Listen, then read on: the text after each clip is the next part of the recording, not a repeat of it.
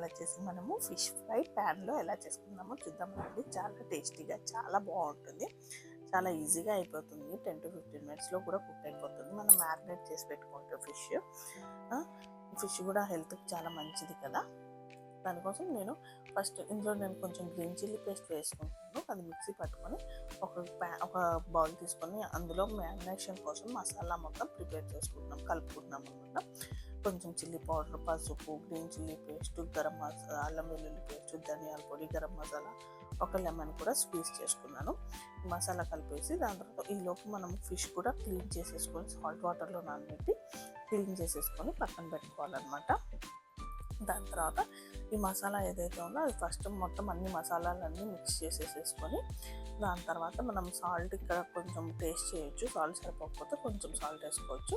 కొంచెం ఆయిల్ కూడా పోస్తున్నాను, ఎందుకంటే కొంచెం లూజ్గా కొంచెం ముక్కలకి పట్టేటట్టు కన్సిస్టెన్సీ రావాలని. ఇలా పోసి కలిపేసి తర్వాత ఒక్కొక్క పీస్కి మసాలా పట్టించి ఇలా నేను స్టోర్ పెట్టుకుంటున్నాను అనమాట. మీరు కావాలనుకుంటే 1 hour 2 hours ముందు ఇట్లా మ్యారినేషన్ చేసి చేసుకోవచ్చు. నేనైతే కొన్ని చేసుకుంటాను, కొన్ని స్టోర్ చేసుకుంటాను. ఎప్పుడైనా మనకు తినాలనిపిస్తే అలా తీసేసి ఒక 10-15 మినిట్స్లో ఇట్లా మ్యారినేషన్ చేసింది ఉందనుకో 10-15 మినిట్స్లో కుక్ అయిపోయింది, తినేయచ్చు అనమాట. ఇలా అన్ని ఫిషెస్కి మసాలా పట్టించి పక్కన పెట్టేసుకోవాలి. ఇంకా నేను ఇవన్నీ ఫ్రిడ్జ్లో పెట్టుకుంటున్నాను. ఇంకా నేను ఆఫ్టర్నూన్ కలిపెట్టి ఈవినింగ్ ఫ్రై చేస్తున్నాను అనమాట. నెక్స్ట్ ఫ్రై చేసుకోవడం కోసం నేను స్టవ్ మీద ప్యాన్ పెట్టేసి కొంచెం హీట్ ఎక్కాక ఆయిల్ వేసేసి కింద కరేపాకు వేస్తున్నాను. ఎందుకంటే ఫిష్ అది స్కిన్ అది ఉంటుంది కదా, కింద అతుక్కుపోయింది అనమాట హీట్కి, ప్యాన్కి.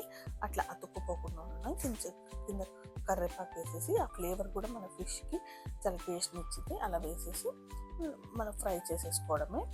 పైన లిడ్ పెట్టుకోవాలి, ఎందుకంటే ఆవిరికి కూడా బాగా కుక్ అయింది అనమాట.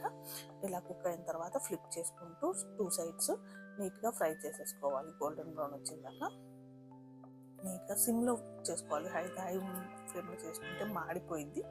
ఇలాగ కుక్ అయిపోయిన తర్వాత తీసి సర్వ్ చేసుకోవడమే. నేను దీని మీదకి కొంచెము రెడ్ చిల్లీ పౌడరు, కొంచెం గరం మసాలా, కొంచెం ధనియాల పొడి, కొంచెం సాల్ట్ యాడ్ చేసేసి కలుపుకొని పైన చల్లుకుంటాను. చాలా బాగుంటుంది. పౌడర్ చల్లి చక్కగా అయితే చాలా ఈజీ.